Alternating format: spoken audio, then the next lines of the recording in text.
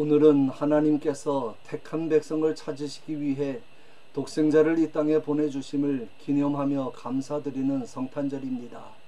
올해도 여러 가지로 힘들고 어려운 환경에서나마 감사하는 마음으로 성탄절을 맞이할 수 있게 해주신 하나님께 감사를 드립니다. 어느 책에서 올해는 정말 힘들었어 라는 글과 함께 산타크로스가 텅 빈 선물백을 짊어지고 가는 모습의 그림을 보았습니다. 산타크로스의 얼굴은 너무나 힘들고 지쳐 보였고 어디서 넘어졌는지 아니면 불량배라도 만나서 얻어맞았는지 여기저기 붓고 터져서 반창고를 붙인 처량한 모습이었습니다. 거기다 마스크까지 쓰고 있었습니다. 오늘의 어려운 상황을 잘 보여주는 그림이었습니다.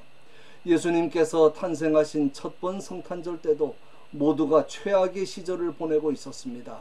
정치적으로는 식민지 백성에 대한 로마의 탄압과 약탈이 극에 달해 있었고, 경제적으로는 최악의 흉년을 겪고 있었고, 사회적으로는 부정과 부패가 극심해서 여기저기서 군중들의 봉기로 어수선했고, 종교적으로도 지도자들의 부패와 신자들의 형식적인 신앙이 극도에 달해 있었습니다.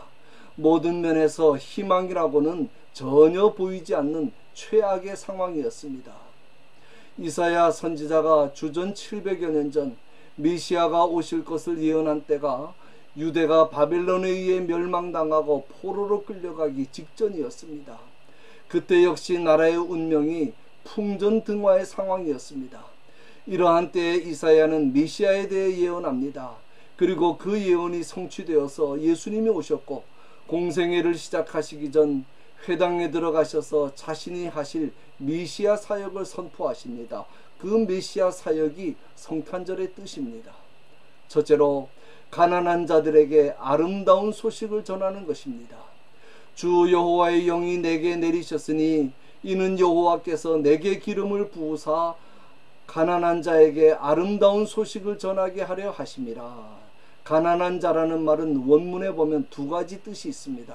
하나는 부자들이나 권력을 가진 자들로부터 압제를 당함으로 물질이 궁핍하여 육적으로 고통받는 약자를 가리키고, 또 하나는 하나님께서 회개를 촉구하시기 위해 고통을 가함으로 영적으로 겸손해진 자라는 뜻입니다. 그래서 성경책 밑에 각 주에 보면 가난한 자를 겸비한 자라고도 번역한다고 되어 있습니다.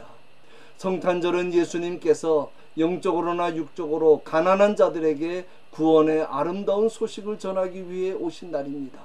마리아가 천사로부터 예수님을 잉태하고 낳을 것이라는 예언을 들었을 때 줄이는 자를 좋은 것으로 배불리셨으며 부자는 빈손으로 보내셨도다 라고 하나님을 찬양합니다. 예수님의 탄생은 부자는 아무것도 얻을 것이 없고 가난한 자들이 풍성한 은혜를 받아 누리는 날이라는 말씀입니다. 그러므로 성탄절은 주님께서 사람의 모양으로 이 땅에 오심으로 가난해지신 것처럼 우리 역시 육적으로나 영적으로 더욱 가난해져야 하는 날입니다. 무엇인가를 더 받으려고 하지 말고 나보다 더 어려운 형편에 있는 사람들을 위해 희생하고 베풀며 더욱 겸손해져야 합니다. 둘째는 마음 상한 자를 고치시는 것입니다. 이사야 선지자가 활동하던 때는 불의가 판을 치고 악인들이 득세하고 사람들의 귀를 즐겁게 하는 거짓 선지자들이 인기를 누리고 대접받는 시대였습니다. 반면에 세상과 타협하지 않고 하나님의 말씀대로 전하며 경건하게 살고자 애쓰는 참 선지자들과 성도들은 많은 핍박으로 인하여 마음이 상할 대로 상해 있었습니다. 그런 자들의 상한 마음을 치료해 주시고 고쳐주시기 위해서 예수님께서 오신 것입니다. 오늘날도 마찬가지입니다. 말씀대로 살고자 하면 상처를 받습니다. 하는 일이 잘 안 될 수도 있고 사람들로부터 오해를 받고 배신을 당할 수도 있습니다. 세상의 권세는 마귀가 잡고 있기 때문에 세상에서는 마귀의 방법대로 살아야 성공합니다. 하나님의 방법대로 살면 성공보다 실패가 더 많고 기쁨보다 슬픔이 더 많습니다. 그러나 그 모든 상처를 예수님께서 치료해 주십니다. 사람들로부터 받는 위로는 일시적이지만 예수님께서 주시는 위로는 영원합니다. 그 영원한 위로를 마음 상한 주의 백성들에게 주신 날이 성탄절입니다. 셋째는 포로된 자에게 자유를 주시고 갇힌 자에게 노임을 주십니다. 이사야 선지자가 이 예언을 하고 얼마 지나지 않아 유다는 바벨론에 의해 멸망을 당합니다. 백성들은 바벨론에 끌려가 70년간 비참한 노예 생활을 하다가 해방되어 다시 고국으로 돌아오게 됩니다. 그들이 그렇게 자유를 얻은 것은 자신들의 힘이나 노력에 의한 것이 아니고 전적으로 하나님의 은혜와 능력으로 인한 것이었습니다. 그들의 포로 생활은 배부를 때 하나님의 은혜를 잊어버리고 하나님의 명령과 뜻을 거스르고 세상을 사랑하고 우상을 섬긴 죄에 대한 징계였습니다. 그 징계를 통해 회개하고 하나님의 백성으로 돌아오도록 하신 것입니다. 우리는 모두 연약합니다. 특히 죄 앞에서 너무 무력해서 영원히 죄의 종으로 살 수밖에 없습니다. 나 자신의 노력이나 의지로는 조그마한 죄 하나도 극복할 수 없습니다. 그래서 예수님께서 구원자로 오셔서 죄에 사로잡힌 나를 구원하여 해방시켜 주시고 임마누엘의 하나님으로 나와 항상 함께 계시면서 부단히 죄와 싸워 이길 수 있는 힘과 능력과 믿음을 주십니다. 그 축복을 주신 날이 성탄절입니다. 넷째는 주님을 영접하여 있는 자에게는 은혜를 주시고 영접하지 않는 자에게는 심판으로 갚으십니다. 여호와의 은혜의 해와 우리 하나님의 보복의 날을 선포하여 모든 슬픈 자를 위로하라 그랬습니다. 은혜의 해는 하나님께서 기뻐하시는 날이라는 뜻이고 보복의 날은 하나님께서 복수하시는 날이라는 뜻입니다. 1차적으로 이 날은 바벨론에서 해방되는 날을 가리키는데 이스라엘 백성들에게는 기쁨과 은혜가 넘치는 날이지만 바벨론에게는 하나님께서 복수하시고 심판하시는 날이 된다는 것입니다. 성탄절이 바로 이런 이중 구조를 가진 날이라는 말씀입니다.